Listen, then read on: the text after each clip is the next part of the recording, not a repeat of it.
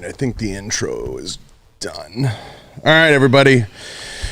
Welcome to the John Bartolo Show. Head over to the website, www.johnbartoloshow.com, and go check out a complete list of the sponsors there. I want to thank a few of them now. Gallo Technology, Rhino Metals, Volquartsen, Right On Optics, Pulsar Thermal Imaging Technology is going down in price, guys.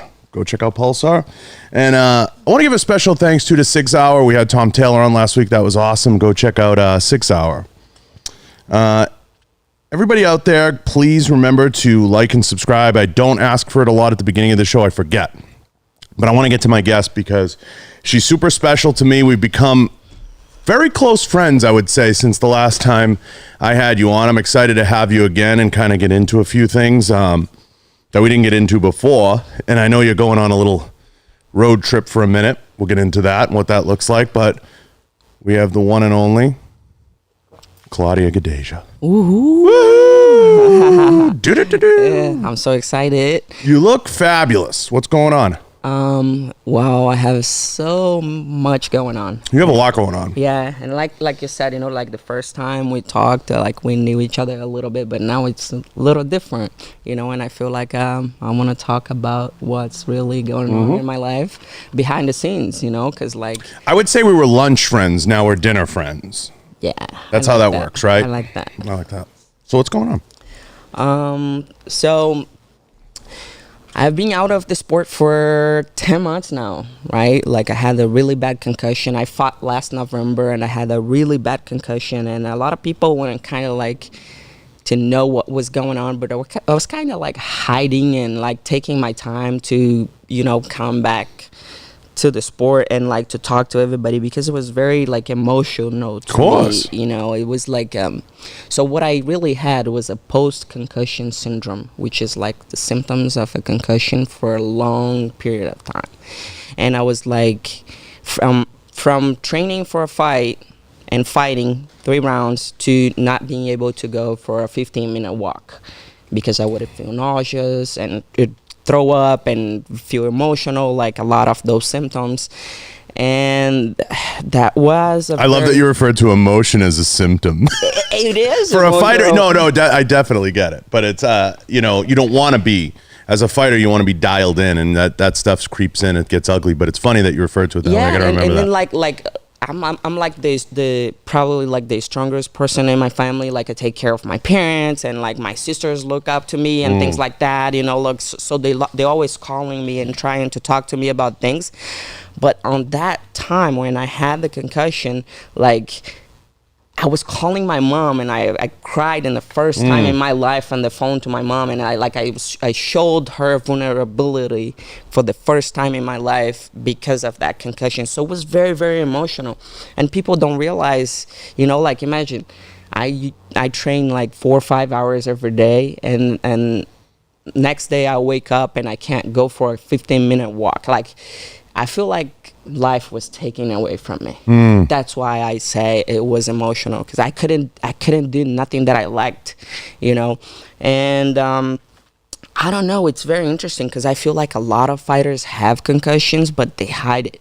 Like you said, you don't want to show that you're emotional. You don't want to show that they want to keep working. Like fighters don't want to show. Like imagine I just had a concussion, but then I'll probably think about fighting 5 months from now, right? I don't want to step into the octagon knowing that my opponent know that I just had a head injury and I'm like coming back from a head injury. Like fighters don't want people to know and opponents to know about the injuries, especially a head injury. So I feel like a lot of fighters hide concussions, and this is not good. And I've seen like a lot of fighters not recovering from concussions and going back to the sport and losing, and like this is gonna pay off later in life as well. So I feel like we should talk a lot more about it, and we should try to find the best ways to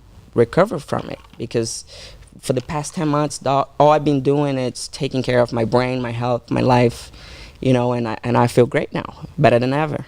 Do you feel like you're at the point in life though where you can have, I guess we'll call it like a little bit of a setback and turn it into a positive by having time to reflect and do other things. Like that's true growth. Like when you can say, okay, I have this thing going on, but I want to sit back and I want to kind of reflect on what I'm doing, and I want to figure out how I can add longevity, not just to my career, but to my businesses and everything else. Do you feel like, because you know how some people, like when they get a concussion or something happens to them traumatic in their life, they instantly go in a hole. You know what I mean? But you have to, after a couple of days, you got to work through that and kind of find the silver lining. Did you find that in this, obviously? Absolutely. I feel like it was probably one of the best things that happened you don't want to say life. good thing, but I know what you mean. And I try to take like the best out of anything, even like the bad things in my life, you know, and I feel like it made me slow down because think about it. Like I grew up in Brazil. I had nothing. I'm from a little town from the northeast of the jungle. Brazil. I'm from the jungle. I'm a jungle kid. I moved from my small town to a little bigger town when I was 15. And from 15 to 18, I was training jiu-jitsu, living in the gym, cleaning the gym, and trying to become a fighter.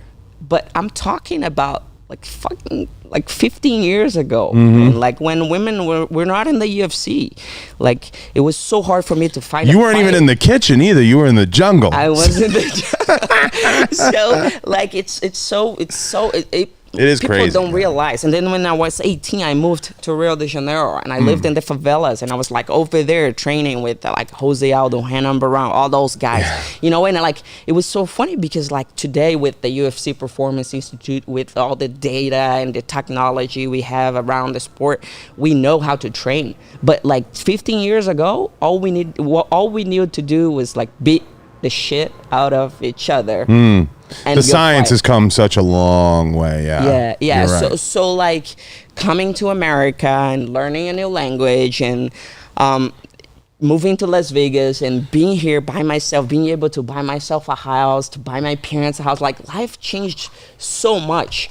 And I never wanted to stop because I started doing things and making money and you know and finding the good things in life, and I was like, I don't want to stop. And fighting was like, you know, fighting is not easy, but I can go make a few $100,000 just by getting into the octagon. So like I didn't want it to stop, and my concussion made me slow down and look at the things around and understand that there's so much more other than fighting. And fighting, it's not my life, it's part of my life.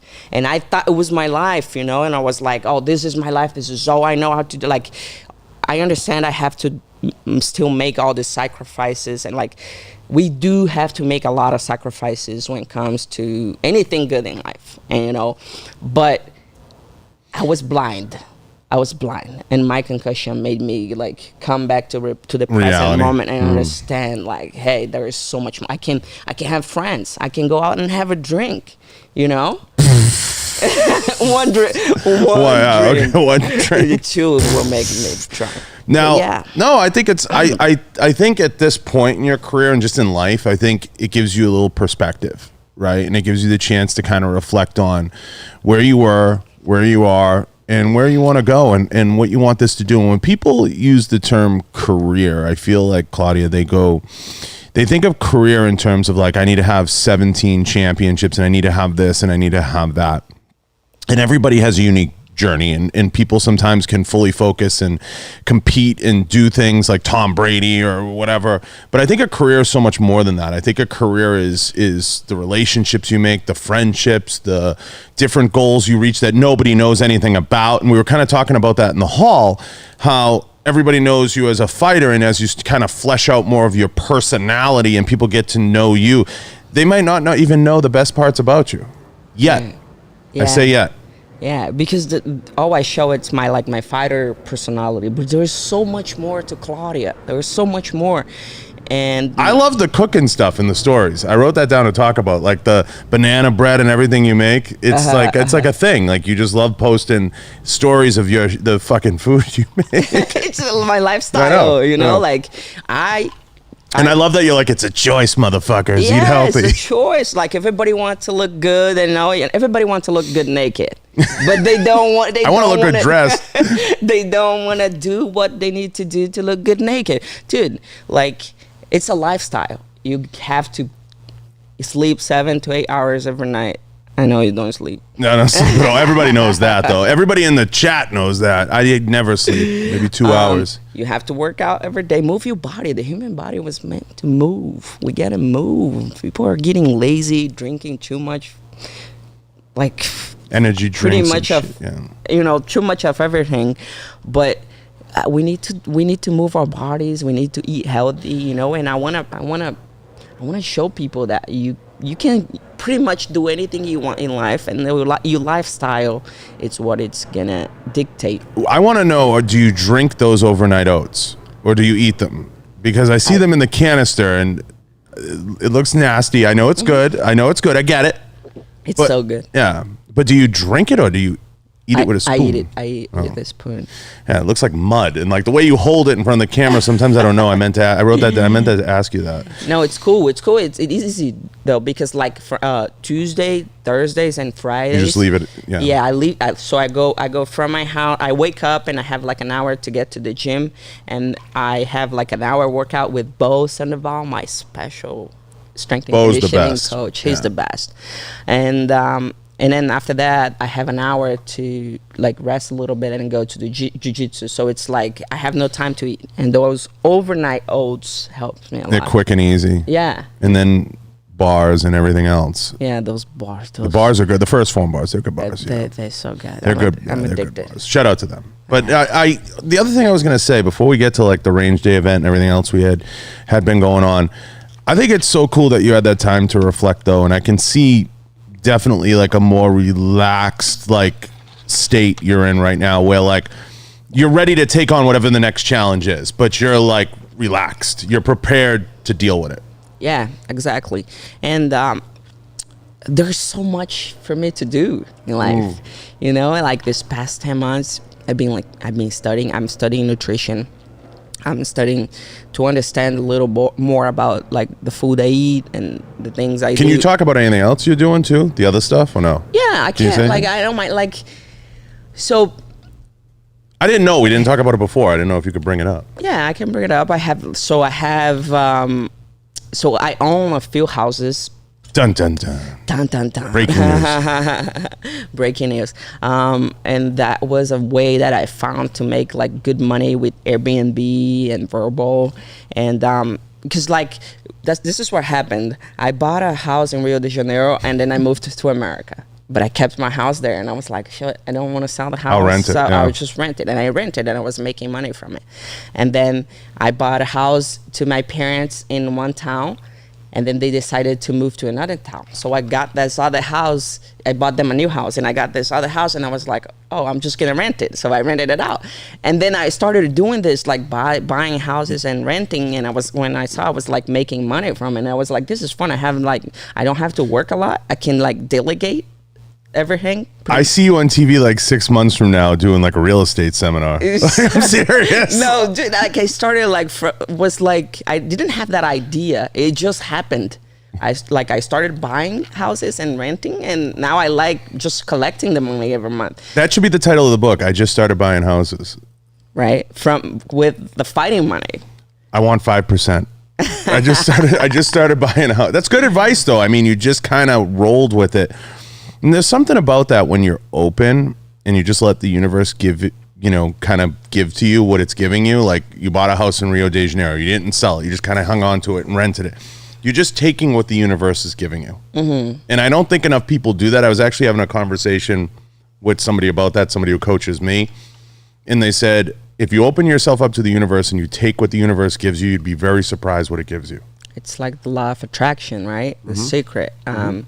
But it's, I was actually talking about that the other day with a friend. It's, like the law of attraction, it's not just sitting and waiting and hoping for things to happen. You got to move your ass out of the chair and, go do things to it for those checks to come on the mail and and things like that. And people think, oh no, I'll just like think positive and things are going to happen. No.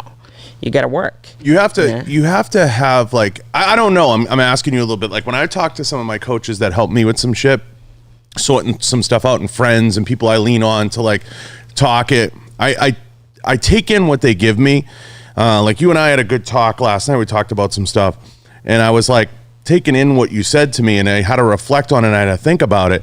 And a lot of it was because you heard a recent episode, or at least a snippet, and we talked about transgenders in sport, which was really interesting. And we were talking about it, and both of us kind of along the way of the conversation came up with, maybe it's another division. Maybe that's a way you do it. But when you have these talks with friends and people, the opinions you truly respect, and you start working through those things, you come up with some really interesting stuff, and it starts to make sense a little bit. And I think refining that and finding a way to communicate effectively with people starts to become something that's really critical in the networking relationship space, and that's when the universe starts giving you stuff. That's my theory. I don't know. But you have to be open to a solution. Mm-hmm. Some people are never open to a solution. They're destined to fail, even though they want to succeed, because they self-sabotage along the way. Yeah. It'd be very easy for me to walk around and say, all of X isn't acceptable or all of Y isn't acceptable. I can accept that it's acceptable in a certain context, I just wish that, everybody kind of had that mindset. It might not be for me, whatever it is, but maybe it's for somebody else. And I think that's kind of part of growing as a human, right? Just being understanding of other people's needs and what they want to get out of it, because both sides have to win in any type of negotiation. You have to have it so they get what they want, you get what you want out of it, and it works. And I think that's true growth. It's very hard to do. Most people want to self-sabotage. Yeah, and it's so easy to do, right? Like anything else in life, it's gonna be hard to do. Anything worth doing is gonna be hard. Yeah. Yes, anything good doing, but you gotta choose your heart. You wanna, self-sabotage and be depressed and sad for the rest of your life. There you go. It's gonna be hard. Or you wanna work hard, get up every day and go do what you need to do to become successful and feel like you're doing something hard. And have the right people supporting that, which I kind of glazed over, but you have to have like you brought up Bo. You have to have all those right pieces in your ecosystem. You start looking at friendships and shit weird. You start analyzing and understanding who's around you. And I try to be a better friend than I think I am. I try to be as good a friend as humanly possible. And that, I think, opens the universe up to whatever party or group or people that you do that to. But it's funny because I started thinking about a lot of that stuff last night when we were talking about that topic, and we were talking about a couple other things. But we came up with a pretty good solution between the two of us, which was a new division.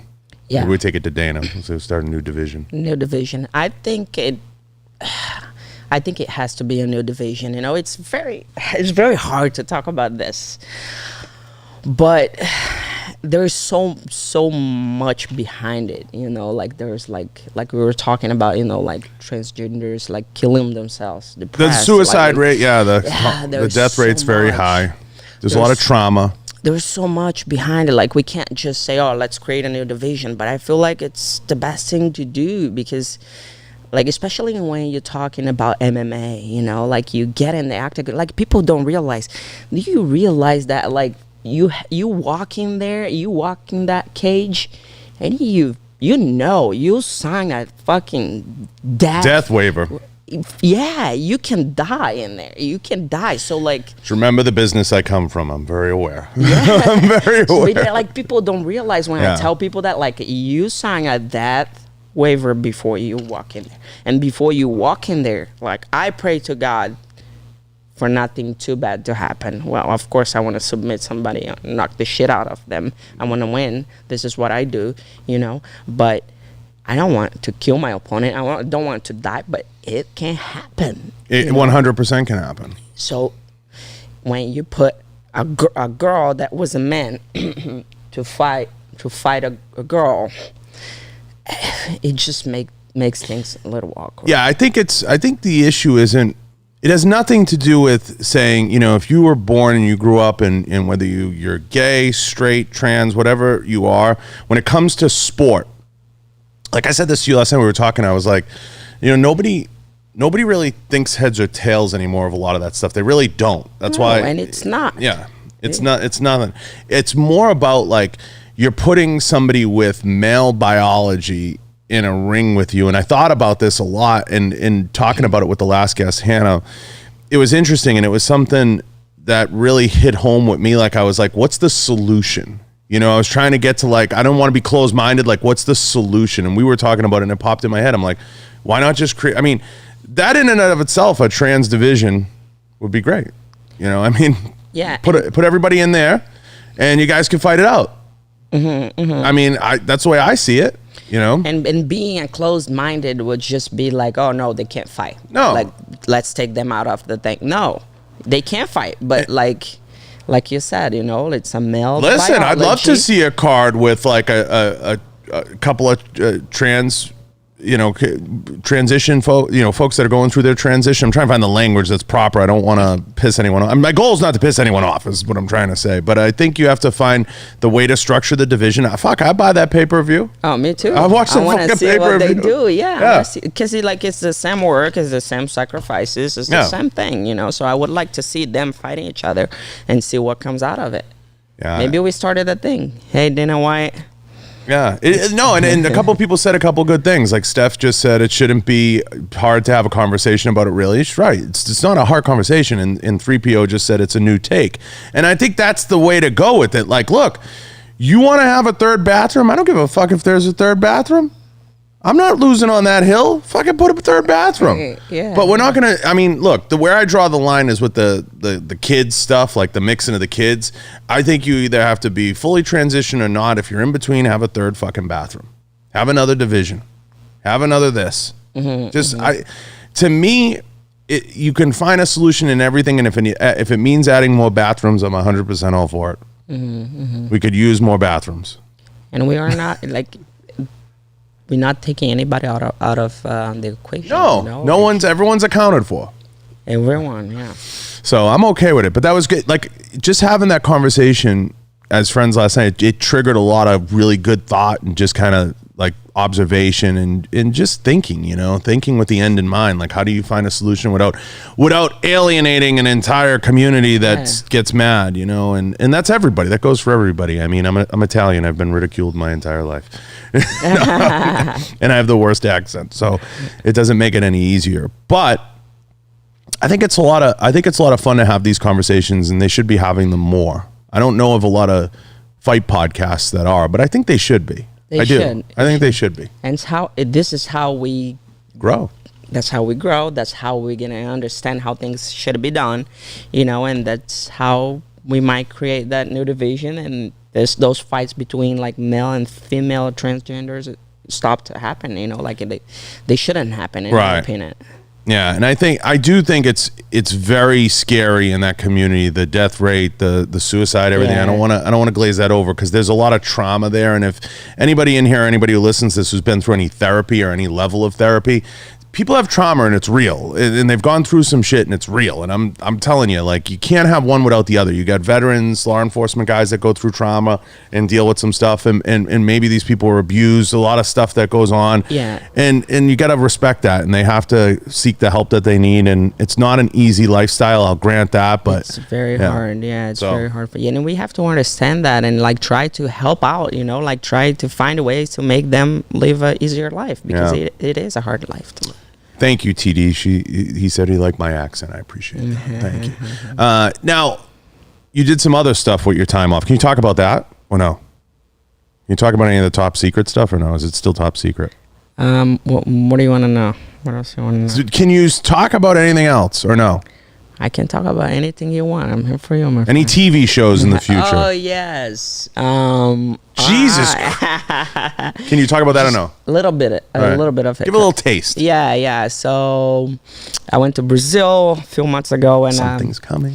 Yeah, I was part of a reality show, a TV reality show. It's coming. It's gonna be on HBO Max. And I just can't say what it is exactly, but it was one of the best experiences I had in my life. I had a blast. It was me and 11 other people. We were like locked up in the jungle. Naked and afraid. No, it's not. Well, maybe.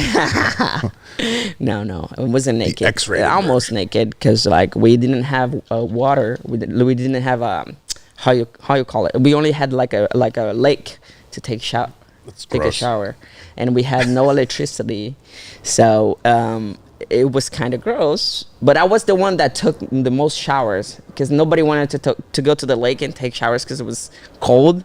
But I was the one that was, there every day in my Brazilian How long does it take to bikini. film one of those, though? It was 21 days. So they do it kind of quick Yeah, turnaround. 21. But it felt like fucking 3 years. Yeah. Did you feel funky when you left? Were you like, I need like a normal shower and I need my good shampoo or something? I feel like it was Cleansing? Not really, man. Like, it was so good because I did like a social media detox, and like I was so connected to nature that I felt like I didn't want to touch my phone. I looked at my phone, when I got out of it. I was like, oh shit, this is weird. I didn't want to talk to anybody. I had so much like peace of mind, and I felt like so connected to my body and to nature that I didn't crave anything else when it comes to this world. I felt like what we live here, it's the Matrix, and over there it's like the normal life. Yeah. So it was cool. It was a fun experience. Somebody said The Bachelorette. No, she was not fucking Bachelorette. That's good though. Bachelorette. Someone said what is that? Like a show where you like get somebody to marry you. Like, no, I'm not getting married anytime soon. No. No, you're right. Like that little detox, that little time off, I think is huge. And I didn't realize you were away from. You weren't completely away from your phone. I feel like we were communicating. You might have snuck the phone. I disappeared. Did we not? I had somebody posting for me, but I don't like having people answering my fans and talking to my friends. Right. So I was like, just posts. So I stay active on my Instagram and things like that. Oh, you're your social media manager. That's right. But I don't want don't talk to my friends and don't answer my fans. I like talking to the fans, I like answering them. I love to see how excited they get when I responded, It's so cool, this interaction. And like I said, I came from nowhere and I get people to admire what I do. I want to talk to them. I want to see how they feel, You heard that. Slide into the DM, everybody. She's ready. What I don't understand about half of the fighters as popular as you are, I was going to say this to you on a personal level. I don't get why more of them don't hire like a full-time media element, especially leading up to a fight and after. Because the content yield is huge. It's huge. And I don't, like, to me, I'd be like, I'd spend $5,000 on that before I'd spend $5,000 on a corner person. Maybe that's why I'd lose. But, like, I don't get it. I'm like, what the fuck are you people doing? Yeah. Like, why wouldn't you hire someone? Like, you only get one chance. You are never going to be as young as you are right now. You're probably never going to be as active as you are right now. I know that sounds a certain way, but for you at the level you're at, that's true. And why not harness all that? I'd have fucking 2 camera people everywhere I go. There's no amount of money that could talk me out of that. Yeah. But not a lot of fighters do it. And I'm like, you wonder, the main... I'm going to say something without you sitting there. The main reason why ESPN and the UFC owns half of these fighters is because they own the media that puts them out there. Mm-hmm. The minute you take control of the media that puts you out there, you become the marketable entity. Mm-hmm. I have no strings on this place. I can say whatever the fuck I want. I can do whatever the fuck I want. Of course, my repercussion might be X, Y, or Z, but at the end of the day, this doesn't go anywhere. Mm-hmm. You don't go anywhere. Yeah. So I never understood that. I feel like fighters don't have that mentality, None of them. I've not met one yet. Yeah. I brought someone in. That was the first person that anyone's ever said, like, hey, this person's helping me. Yeah. But it's hard. It's hard for us to understand how this whole thing works. We just want to fight, like go on a fight, but then when you start like learning about how everything works, and like I said, I slowed down a little bit and I learned about myself. I learned about other things in my life, and now I have that vision. I have that vision, like where you're talking about. I see, and I look at my phone. I go, like, look at all this cool shit I do.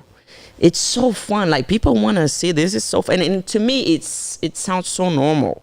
It feels so normal. But like for everybody else, you know, like look at me working out 4 or 5 hours a day and like killing my body and, you know, and trying to look ripped and, you know, like doing all these things and eating healthy. Like people are not doing that, you know, and training and hitting pads and punching people in the face and kicking people. Like that's what we do every day. And it's so fun. It's crazy. Yeah, it's and we should show more, and you should harness more of it. Yeah, I'm trying to do it. It's super hard, you know. Like you really need somebody with you. You need someone with you. You can't do it like you never see me like, hey y'all, like look at here, like I got the cameras on me. Yeah. Like I think you need someone to do it and then chop it up and cut it up. Like I don't know why every fighter doesn't have like a documentary piece for every fight that they do. Do you know what your YouTube would look like after that? It would look fucking amazing. You'd have all this cool stuff and you'd have a history. Part of the reason why I hang the pictures on the wall and why this is a small part of why I did the podcast. I don't want people to read deep into this, but when I die, and that day is going to come for everybody, you know, when you're 90 or 80, I'm going to leave behind this great catalog of my life, and I want people to say like, you know, whatever. You know how some people say to be a tough guy, like they say they're prepared to die or they're prepared to do this or that. I never say any of that. I just try to say like when I'm gone, there's going to be a lot more of me left behind than there might be of the next person or the next person that will live forever.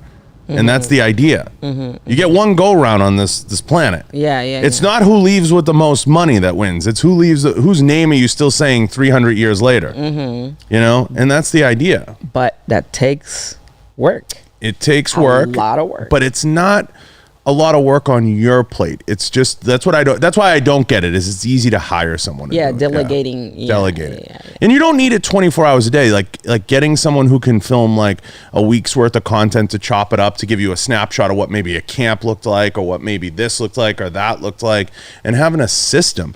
But I think the struggle isn't fighters thinking that way. I think the struggle is getting fighters to understand. Just like you have a system for your training, you wake up 3 times a day, you have to put in a system for your media. Yeah, and this is more work. Yes. You know, so that's but you can delegate it, but yeah, you there is a component. Yeah, I get it. Yeah, and there's like so much behind like fighting. The mental aspect is huge.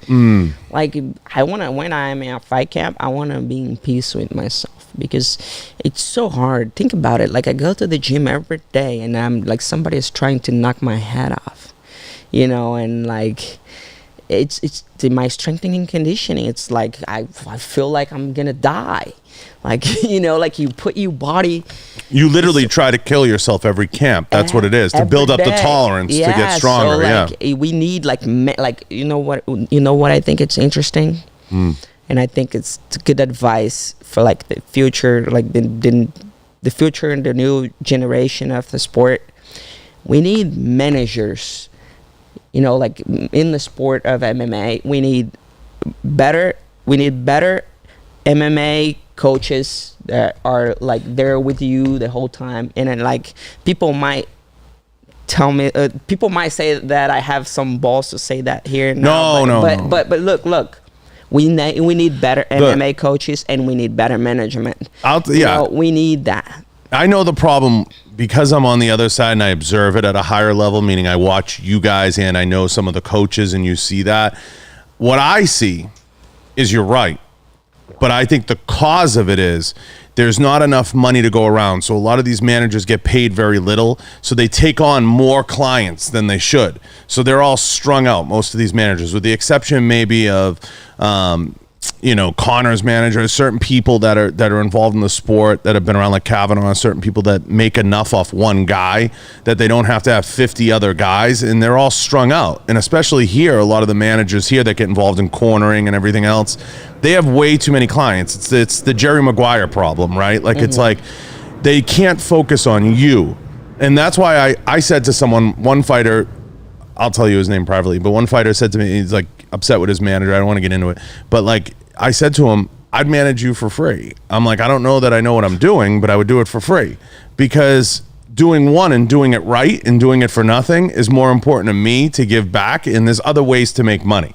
Like there's other ways in the equation that we can make money later, which is like the media stuff or other things. And I think too many people, they're trying to make a living out of it And that gets dangerous because they start cobbling together all like, hey, I got Claudia, I got a fighter over here, I got one over here, and you don't feel you're getting the fully focused attention you need to be the best in the world. Like, it's not a secret. Like, Valentina has great people around her. That you know that because you know her personally. She has great people around. She has a great, what I call, ecosystem that she's created with Coach, with Pop, with everybody, with her sister. System is perfect. It's her system her system is designed for her to be successful.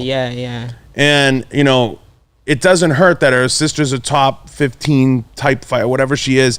I know Antonina's always kind of been bouncing around the ring, and that's a great in-house sparring part. Like, everything is set up to be successful, and I think people need to look at that recipe sometimes, and I think they need to see kind of how that works. And there's kind of a rhythm. Like, when she's done, she does a lot of media, she does a lot of photo shoots, everything traveling, else, beefs up her media, travels. It's building the perfect ecosystem to have success. Which is, it's hard when I say, like, it's hard for fighters to come up with those ideas because we have a lot to do. It also, we just, like, a lot of fighters just don't have the knowledge, and we need the help. We need management to help us, you know, and like, most fighters, all we know how to do is to fight. Yeah, I think it's that. That's all we want to, you know. We want I think the one thing that holds the fighters back, if I was to say, like, one thing that's limiting to the fighters, is they want to control every situation. They should bring in somebody qualified, somebody that knows what they're doing. And I tell this to every owner in every business: give up some of let them get involved and let them surprise you. You know, let them have some successes. Yeah, you can't have an idiot. But if you're hiring like a lawyer that's managing you, and I'm not going to name names, I know some of the managers are great. Yeah, you're never going to get that focused attention that, you know what I mean? That's helping manage your life and get you to the next level. All they're doing is getting you a couple sponsorship deals. And in fights and stuff, and that's it. You know, and it's so complicated. We really do need more. Someone said I need to set up an MMA management comment. Like, you're out of your mind. And like, there's no money in it. And like coaching too, you know. But you know, it's such a young sport too. You know, it's growing still. You know, and we're figuring out. You know, the best thing to do. It's like us that we started this. With the pioneers on the sport, we gotta just like learn and try to pass through and teach the new generation what to do. I think you lived through the biggest growth spurt in MMA. I think you've been a part of it in the biggest growth spurt. I think it's getting to a place now where it kind of hit a lull for a little while, but I think COVID, because the UFC kept going forward, took a nice leap forward, and I think you're going to enjoy the next couple years as a sport and as a organization. I feel like it's made quantum leaps. I think it's bigger than hockey. Yeah, UFC is huge. I think it's bigger than hockey right huge. now. I mean, I said that to Dana when he was on, and that was what, 3-4 months ago. So, you know, I think it's there, and I think that there's a lot there, and I know everybody's sharing your links and everything and your stuff in the feed, and people are commenting. I think it's important to understand where it was, where it is, and where it's probably going to go in the next 5 years. And I think they will figure a lot of things out. And you and I have talked about this. I think they'll figure out some of the healthcare stuff, some of the retirement stuff. I think there'll be a happy medium that they'll get to. They just have to get there as a sport. It's still very young. Yeah, it's like 27, 28 years, you know. It's got a ways to go. Yeah, ways to go, and we're learning about it. Like I said, you know, like 15 years ago, I was training just like beating the shit out of each other. And like that, we were getting ready for fights. And the NFL is just starting to figure out head trauma and CT. Like, that's the NFL, and they're just figuring it out. They just put out, you know, the last couple of years, the new helmets, and they're putting in all kinds of new protocols, and college football is putting in new protocols. So all this stuff is just coming in, and it's just going to take time. And the PI's going through a whole renovation, which is fucking badass. The gym's getting overhauled in there. Yeah, the PI helped, especially like being from Brazil and understanding how Brazilian fighters think when it comes like to help. You know, like we so afraid of letting people in because we don't know like if they against us. It's like, it's so different. Like Brazilian fighters, we come from like nothing. Dude, I'm talking about like being poor in Brazil. It's way different than being poor in America.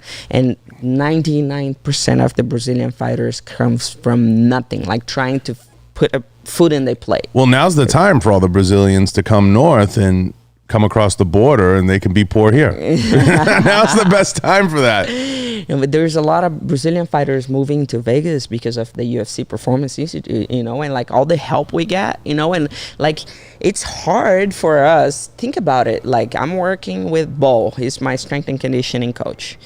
But I have a fight, let's say, for example, with Jessica Andrade. But he's also her strength and conditioning coach. So, like, for me, I'm thinking, like, what is he doing to her? What is he talking to her? Yeah. Like, is he, like, what is he helping her with? Like, I'm thinking about a bunch of other things that will make me confused. And, like, it's like MMA is so mental. The sport is so mental. Like those little things. You get all in your head. Yeah, get all in your head. So like the PI, like what I learned about the PI being here for the past 5 years, they treat every fighter like, Claudia, I'm going to make you the best version of yourself. Jessica Andrade, I'm going to make you the best version of yourself. Like I'm not going to make you like you guys figure out in the octagon. But I'm going to take care of you for you to be the best. There's like, I'm not going to try to do anything when it comes to the fight, but to yourself. And that comes with Heather, our PT, she's, you know, she's amazing. Oh my God. You know, I don't know how Dana got those people, you know, like it's the right mix. The group of people in the PI, but like the perfect mix. And, for us, for the Brazilian fighters to understand that the PI is here to help us, it was a little tough. And I feel like a lot of fighters are moving here now because we are starting to understand that the PI is here to help. And it really does help. The renovation's going to be nice too. Yeah, it looks good. I was there this week looking at everything. It looks really cool. I think before it was designed with so many flaws that was something that Bo for a long time wanted to do. Like he wanted to get the PI to a place where he felt it was representative of him, you know what I mean? And put his stamp on it, him, Duncan, Heather, like they wanted to get it to a point where some of the stuff that was done in the very beginning is done by executives and people don't pay attention and they don't design it with the end in mind, but they're really going to put a good stamp on that place now. It's going to be freaking beautiful. Ooh. And it already is beautiful. Yeah. It's just going to ratchet it up another couple clicks. And there's, like I've told everybody on air too, just so you understand the PI, there's rooms and there's places and there's stuff that like you haven't even seen yet. That's there's whole floors that are like sitting there that haven't even been developed the way that they're going to be as it gets better. So I think there's a lot of room for that growth that's built into the place. You know, and you know that big area outside, I think we need a pool. Okay, you've gone too far. We need a pool. No, this is not going too far. We need a pool for like low impact training, you know, swimming and breathing exercises. I think it's going to happen. We'll have to talk to management. Yeah, I talked to Bo about it and he really wants a pool in there too. And I think it's going to happen in the future. Probably not now. Jacuzzis. We have jacuzzis. Soon it'll be cabanas in there. And there goes the whole PI. Well, you know? Snoop Dogg was there in the back singing with all the fighters in the grand opening, right? I know. Somebody asked, are we ever going to see Claudia versus Marina Rodriguez? I don't even know who Marina Rodriguez is. She is a up-and-comer fighter from Brazil. We had a fight schedule. You did have one schedule. Yeah, but then she couldn't get in the country because of COVID. It was like right in the beginning of COVID.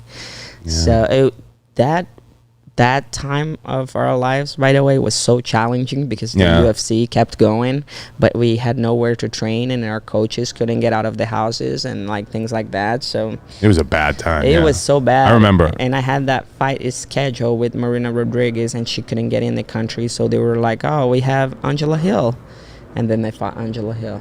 Yeah. You know, Angela Hill fights everybody. So she's always there if needed. She's always there. Yeah.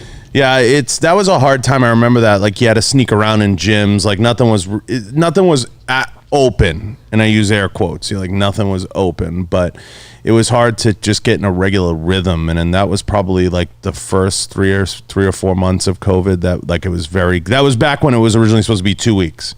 It's going to be 2 weeks. We're going to adjust the curve. Remember? Yeah. It was going to be in and out. Yeah. We'll be over. It was very challenging. Super challenging. Now I want to talk about the range day too. We did a cool range day. I wrote something down that we talked about the other day, which is there's 2 things that I introduced you to that you love now or you enjoy. One of which is microwaving candy, which is quite fucking amazing, by the way. But the secret to microwaving protein bars, I'm going to get it. All right, I'll give the secret away. I was going to keep this top secret. Just do it because it's so, I mean, it's so good. By the way, I got back, wait a minute. I got back from my party last night at like 11 p.m. and I had 2 of those bars. Yeah, Claudia was out partying last night, and I told her she better be in here this morning because I wasn't going to deal with it. She was just like ripping it up, so... I rolled out of bed and I'm here for you, my friend. No. She wasn't. But we were talking one day, and I said she liked these first form bars. I mean, I'm going to tell the story. So I don't like to give this away necessarily because people might think I'm crazy when I say it, but it works. If you take protein bars, and this is the complete. She doesn't do the complete thing, but this is the complete thing. Chop them up, and you put them in Cool Whip or Cool Whip Free. Specifically Cool Whip Free because it has nothing in it. But if you look at the back of Cool Whip, there's not a lot in it, especially Cool Whip Light. And if you chop up a protein bar that's microwaved, okay, and you put it on the Cool Whip, it tastes like you're eating a real ice cream.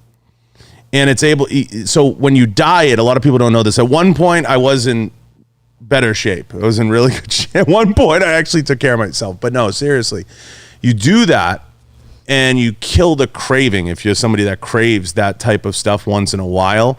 And I know that you do once in a while. You like something sweet, but that is an absolute craving killer. And that's what I like to call it, you know? It is. And there's nutrients in there. There's protein. There's like a bunch of stuff that chocolate and ice cream don't have. It's healthier. And when you heat up the stuff that's in protein bars, because protein bars use a lot of binding agents in them because it's very hard to bind certain proteins together. If you really look at them, when you melt them, they become more like passable, like you can eat them. Sometimes you eat a fucking bar and it's like eating a bag of hay. Yeah. You know, they're gross. And after a while, they all become gross. Yeah. But if you microwave them here and there, like as a little treat, you can kind of say, okay, I'm having this. It's not the best thing for me because it never is. And I know all the hardcore weightlifters out there will be like, bars are fucking bad for you. Yeah, but in the off season, if the worst thing you're having is a bar, you're all right. Like you're doing okay. Yeah. You're fine. And it's good to use like as a transition too for the people that eat a lot of junk food. Like start eating protein bars, instead of a bar of chocolate. I can't cure the salty craving, guys. I don't know a secret or a hack for that yet, but I do know a lot of the sugar hacks. So if you do ask, I don't know one to cure the salt craving. I don't know if you have anything that like kind of cures that salty sweet craving. Anything you eat that satisfies it, that's healthy. I'm trying to think. I do like I cook a lot, as you say, and I just try to put a bunch of like vegetables. I try to like, instead of taking food out of my diet, I try to add good food. So a bunch of like vegetables. Do you get like a salt or sweet craving though? I do. Lean one way? And I have both. Both? Yeah, and I'll have like an omelet with a lot of vegetables, and that will help me out. Yeah, no, I know. It's hard to, if you have a deep craving something. Anyway, that was one of the stories. And the other thing was shooting. Bringing it full circle. You got into shooting and we did a range day, and a couple companies, well, let me explain the genesis of it too, because I haven't really got into it on this, but a couple companies got together, and some of them are great brands. Enforce, you're wearing the hat now. Right On was fortunate to be there. Volquartsen Firearms, a whole bunch of really cool brands were there, and we had a lot of fun. There was Full Autos, there was CMMG, Legion Targets. I don't want to leave anybody out because I don't want them to get upset, but there was so many great brands there, and they said, we want to do this event. We just want to have the fighters have a chance to come and shoot and hang out and like whatever, just as a thank you to them. And of course, guys, to everybody that's listening, there's a media component, and the brands like this to get people around the brands. But it was a lot of fun, and everybody came out and had a really good time, I thought. What did you think of it? It was amazing. I had a blast. Like, just being able to get in there and hang out with fighters, not to fight. Yeah. It was cool. Also, like, trying different guns and like meeting different people, and the environment was so fun. We had like healthy food, which was like one of the best. All American Dave was one of the best things in there. By the way, I was there, like, I was so hungry after, and I had like a good salad. But like being able to shoot, it was my first time shooting a full auto. Full auto. Yeah, it was so fun. I was like, oh my god, that you know, like I want to compare that to something crazy, but I won't hear it because do it. No. Do it.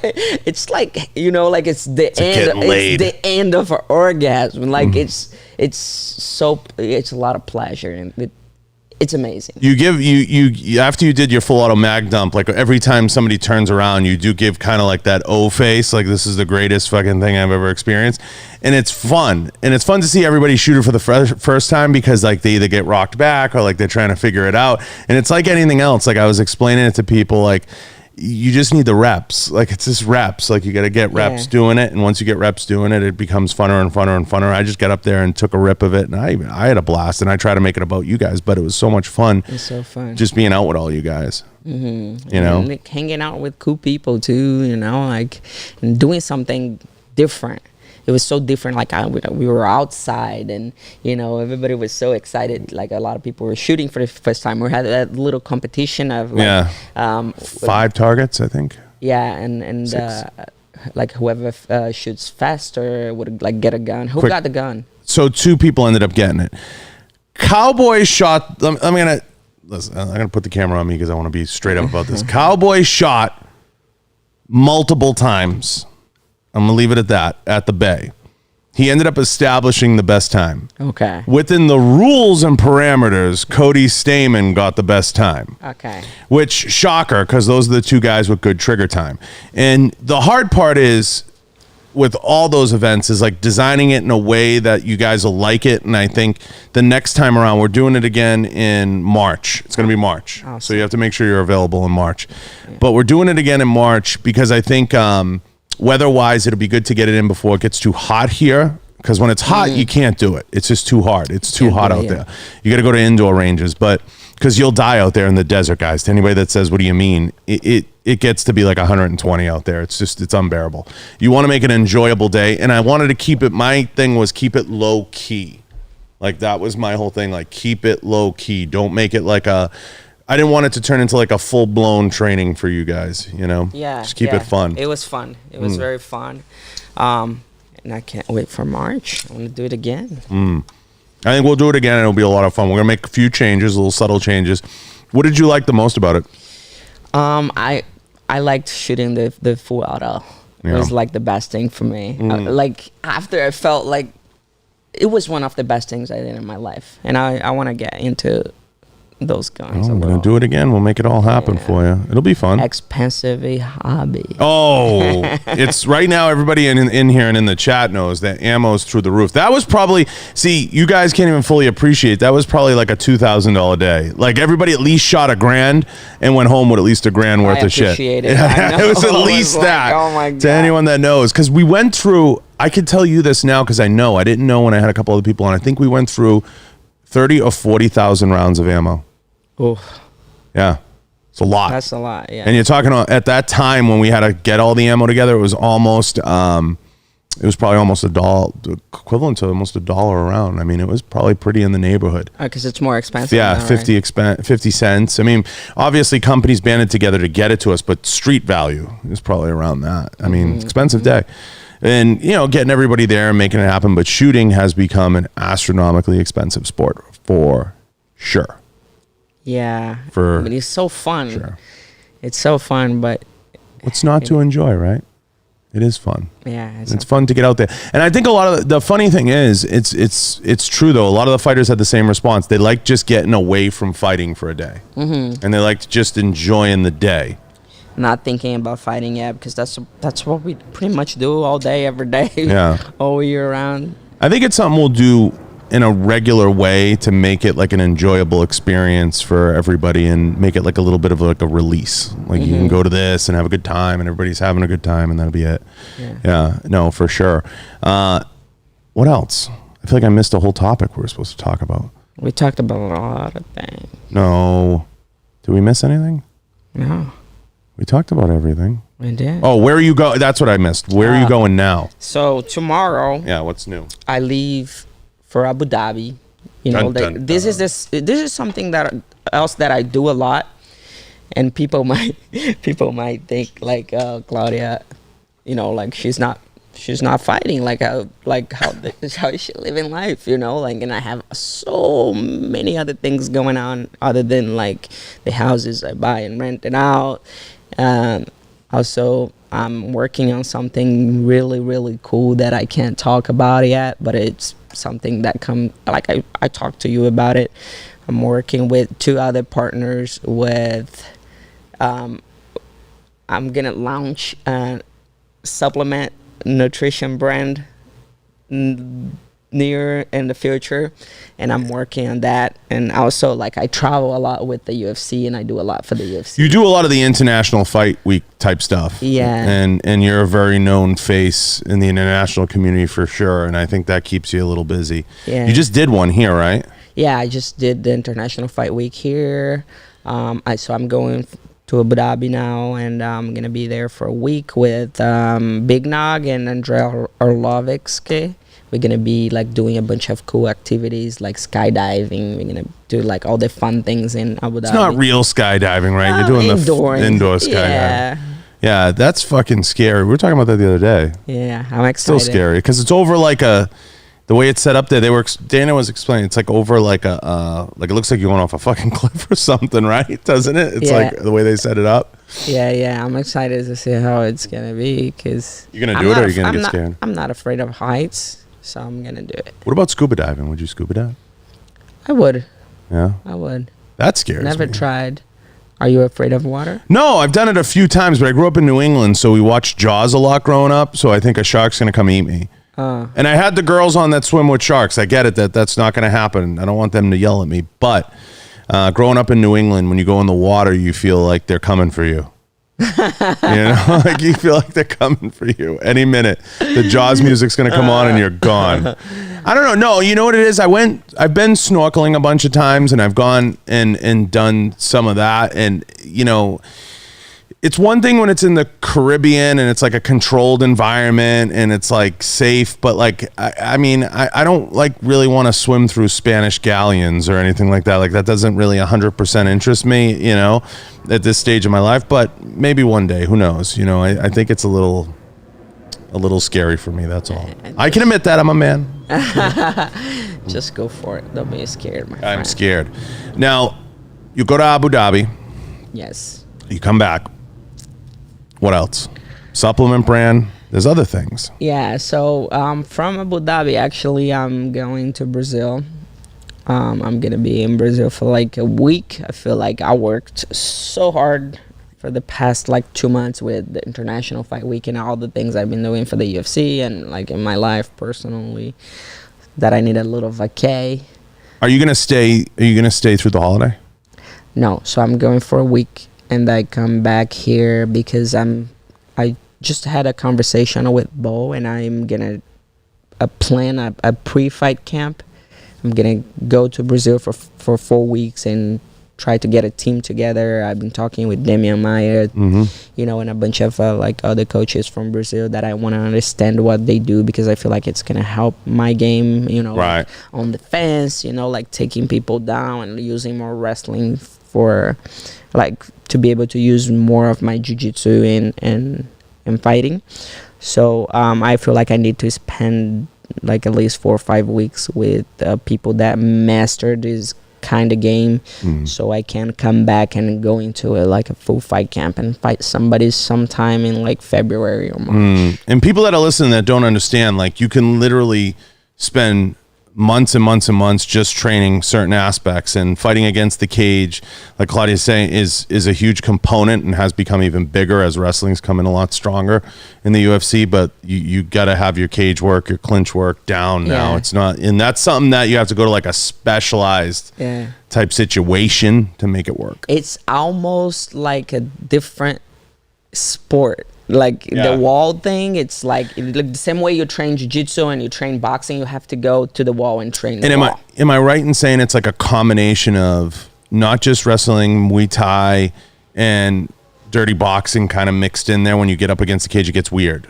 And it's like that in and of itself could be a whole discipline. Yeah, it's a whole thing now, and like people are mastering. Like a guy like Damian Maia, he'll push you to the fence, and there he'll take you down, and then he'll use his jiu-jitsu, you know. But not a lot of people know what to do in there. Like Joanna, you know, like the former strawweight champion, that fucking girl, she developed a new way of defending takedowns on the fence. She literally like figured it out just by like, I don't know if she learned from somebody or if she learned how to do it, but like we were like the first competitors on the strawweight division, so it was the first time I saw somebody defending takedowns that way, and I was like, I'm bringing a knife to a gunfight, because she's like throwing all these things at me that I don't understand yet. I didn't know how to break her posture, and like she would like open her legs all the way to the corners, and I just didn't understand. Now I do, but when I fought her, I was like, what is this, you know? And she developed a new way of like defending takedowns against the fence that a lot of people are using now, and it's a whole discipline in there now. And there's very few guys, like you said, specializing in that and actually putting a game together. You know, it's a whole game. It's a whole game. It's not, Damien, I know you mentioned one of them. There's a couple guys getting hot and heavy into it, but it, just so everybody understands, there's whole different worlds out there. There's mat jiu-jitsu, there's a whole different style out there. When you come out here and you start to see how people train, you'd be very surprised what you see, because by the time everybody gets to, this is what people don't understand necessarily about the UFC. It's like the NFL. By the time you get to the NFL, you're a pretty good football player. You're a pretty good football player. By the time you get to the UFC, most of these folks, Claudia included, have black belts, have this, have that. They have all the different things. They're just missing a few components that they have to put in. And I say few very carefully, meaning those few represent thousands of hours of getting better, but they're just a few wrinkles that change along the way in the game. Like, look at baseball. Nobody steals bases anymore, right? Nobody steals a base. Stolen bases are dead. Nobody does it because they don't want to run the risk of even getting out. The value of a base runner has improved. The value of wrestling has improved drastically in the UFC, and so has working against the cage and understanding how the mechanics of that look. Yeah, and like we were talking about, this sport is so young that we were figuring out what to do still, like how to train and everything like that, you know. And I feel like the most challenging thing in MMA today, it's like to put everything together, because it's mixed martial arts. It's jiu-jitsu, it's kickboxing, it's wrestling, it's luta libre, it's everything. You can do pretty much anything in there. Jiu-jitsu's definitely faded, and this is coming from a jiu-jitsu guy, and I know she'll agree with me a little bit. Jiu-jitsu's definitely faded in its ability to be the only thing you can have. Yes. You cannot have it be the only thing, because you're not going to get some of those submissions. You're not the way you did on a mat. At open mat, it's not gonna happen. Yeah. Like in the same example you were using for baseball now, like you see people taking people's back now, but like nobody gets into a real naked choke anymore. You know, it's so hard because everybody's getting so good in defending. So like I was saying, like putting the whole thing together is the most challenging thing now. And we were talking about Valentina, like she put it a whole system together where she can get a little bit of everything, and she became that MMA master, you know. But it's so challenging because like I have a jiu-jitsu background. I go to the gym, train jiu-jitsu. I know everything. I know how to do like pretty much everything in there. But you put me in the cage to do the same thing without the gi, with somebody that is defending in a different way. They're not playing with me. How am I gonna play jiu-jitsu with somebody that don't want to play jiu-jitsu? You know, like they want to get away from me. And this is how I lost my fights. You know, I have 5 losses, and I started losing fights because I went like 11-0, and I lost for the first time in the UFC, and I was beating everybody on the ground. But then when Joanna showed that if she gets away from my jiu-jitsu, she can beat me, that's what everybody started doing. So I had to adjust. Oh, okay, how I hold this person down a little more now, and I have to learn more of his stand-up so I can keep improving and keep evolving as an MMA fighter instead of just doing it's a blueprint. There. It's just changing the blueprint. You have to, you can't, like I heard a theory from a coach that was a pretty good one. This coach said to me, they said, if you fight 3 quick fights, like 2 to 3 quick fights. You have to be careful fighting the 3rd or even the 4th one in the same 2-year or 3-year cycle, because the blueprint starts to get out there on you. And usually where fighters get into trouble is when they don't take some of those longer camps or don't take some of those longer opportunities, but stay active, but change the blueprint. Have enough in there to put something different in and make it like a unique experience in the ring with you every time. And John, which is fucking hard. I know. It's like reinvent yourself. Yeah. In MMA, it's so fucking hard, but you have to do it.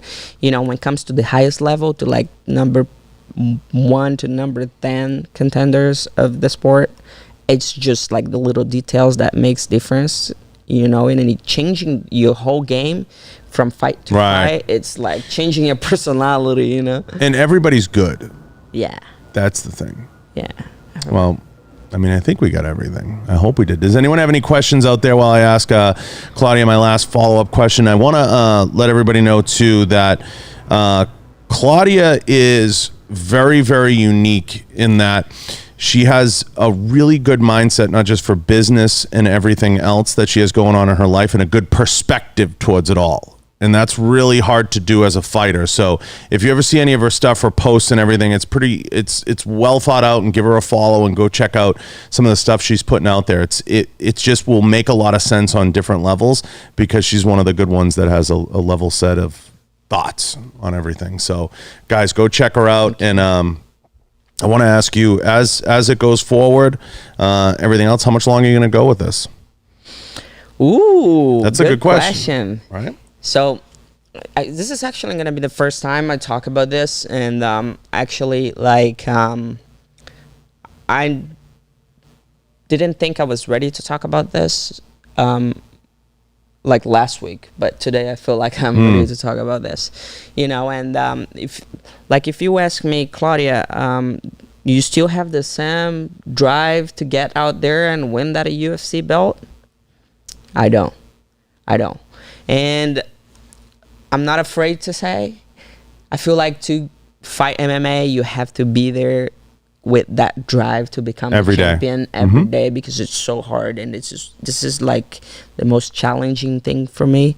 A lot of people ask me, oh, how you get motivated to go out there and train every day? I motivate myself. I get up and I create my motivation. Motivation is a muscle. You got to work on it, you know. And I don't have the same motivation as I had when I started, because I have so many other things going on in my life. I have so many other opportunities in my life that I can make money from and make a career from without getting punched in the face, without knocking my teeth out, you know, breaking my nose. You know, there's a lot of things that I can do that I'm starting to walk away from MMA, you know. And it hurts me a little bit. Like, if you look in my eyes, it's emotional. Like, it's emotional. It hurts me a little bit, because that's what I did my entire life.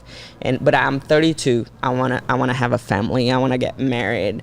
You know, I wanna have kids. You know, and I don't wanna be fighting until I'm like 40 years old. I wanna enjoy my life. And this is the other thing I've been learning lately, like to enjoy life. It's so fun to enjoy life and spend time with people you love.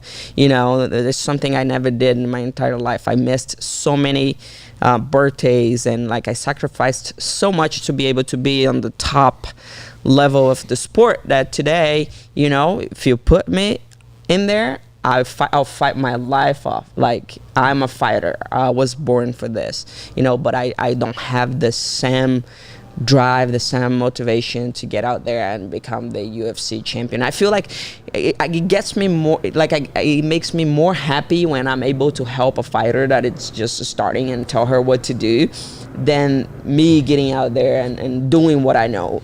So is this the next one, or would it be something that's like when the right fight after this one presents itself, that would be the one? I think I wouldn't say that the next one will be the last one, and I don't want to like have a time frame where I am gonna be done fighting. But I'll just do it if it makes sense. It has to make sense to my goals in life, to my mission in life. One of my missions is to help people to understand that they can do pretty much they want to do in life, if they set their mind to it and if they put the work on it, I want to make people understand. And people tell me I'm inspiring, but I'm not trying to inspire anybody. I'm just showing people that they can do pretty much anything they want, because I do it. It's a lifestyle, so it has to make sense for me, for my family, for the people in my life, and like I said, I don't need to be a fighter to, make a life and to put food in my plate and to be able to take care of my parents and the people I love. But it's something that I love. So I'll do a little more. I enjoy doing. I'll do a little more. Maybe the next one is the last one. Maybe 2 more. Maybe 3 more. I can't tell you. I can't tell you exactly what's gonna happen, but I'm not gonna fight for very long. You can see the retirement now. Yeah. I can see. And it looks better than the present situation. It does. It looks so fun, and it's kind of like right now I have both. So I have like the fighter lifestyle, and I have like the businesswoman lifestyle, and I'm blending them together, and it's so fun. So I'm getting ready for, let the fighting lifestyle go and do something else that it's going to be great for my life, because I'm not setting myself to do something small. I'm doing something big. I didn't, like, my entire life I fought for a living. I changed my life, my parents' life. I changed a lot of people's life just by doing it and doing something great, putting myself out there every day and going hard every day. So the next thing I'm doing, it's going to be big, great, and I'm going to grow even more, and I'm going to keep becoming that person I want to become, to leave my legacy behind. It's amazing. It's not going to be easy. No. I can see it's a super emotional thing for you. It is. It is very emotional, but I'm working on it. I'm not putting all the dust under the carpet and waiting for someday to lift up the carpet and see all the dust. I'm working on the dust right now, and I feel like it's a transitioning, and I'm transitioning in a good way, in an easy way. Not easy, but in a fun way. It's so fun. My life is so fun right now.